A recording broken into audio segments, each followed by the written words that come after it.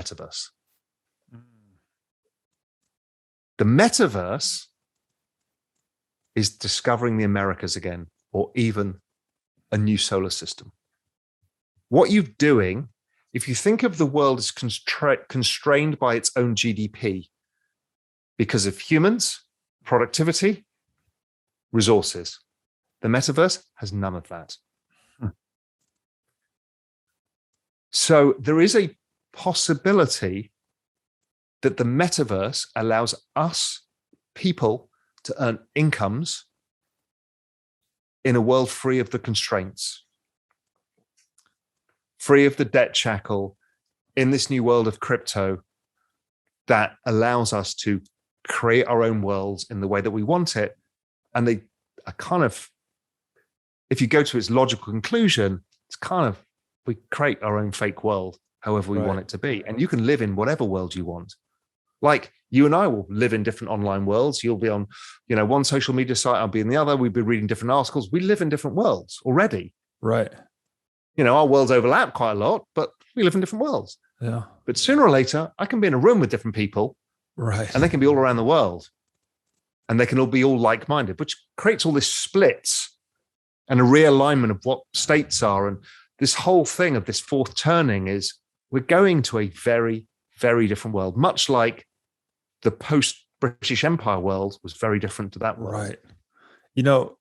Raoul, here you're speaking to my soul, actually, because ever since I started playing massive online multiplayer games when I was 13, it was 25 years ago. I was 11.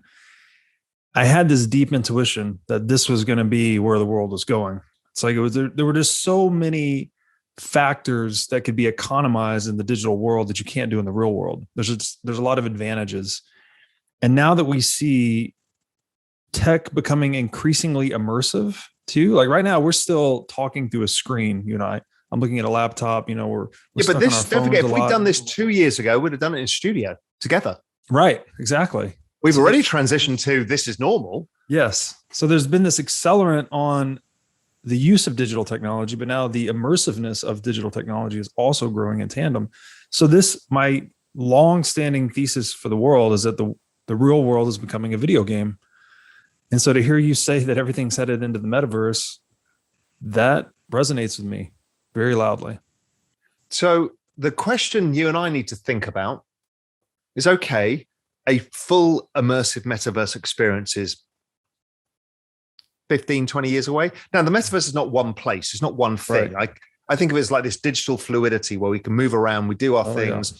We live in the real world, in this digital world, augmented reality, virtual reality. That's all coming. We know that. Yeah. How the hell do you stop this holing out of people in the meantime? And this is the story now of, I think, and this is really contentious, I think the central bank digital currencies are going to give governments an opportunity to fiscally stimulate in a way that's more fair. Because I think they can therefore put money in the right people. We have to go towards a UBI world, whether we like it or not, until we can replace that income by metaverse and other income. We're seeing it. People are earning money in Axie Infinity. There's stuff going on. Yeah. We're just not there yet. How do we get through this next 15 years, right? That's what I'm really worried about. This next 15, 20 years is about as hard as it comes. Mm-hmm. We're going to have deflationary forces on a gigantic scale. Jobs are going to be replaced. We've got debasement of currency going on. We've got the battle of getting crypto mainstream that governments don't over-regulate it. And, all of the things we've got 20 years of a battle here. Yeah. And Bitcoin too, the more it's succeeding in this process, the more pressure is being put on governments to debase further, right? They're losing reservation demand for fiat currency by people seeking out alternative stores of value.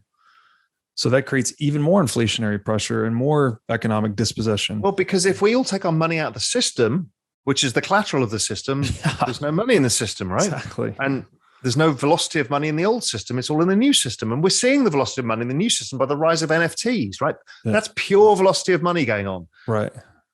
Right. That's a vibrant economy where people would speculate, take risks, do stuff because it's, people are spending money, selling things, buying things. Fine.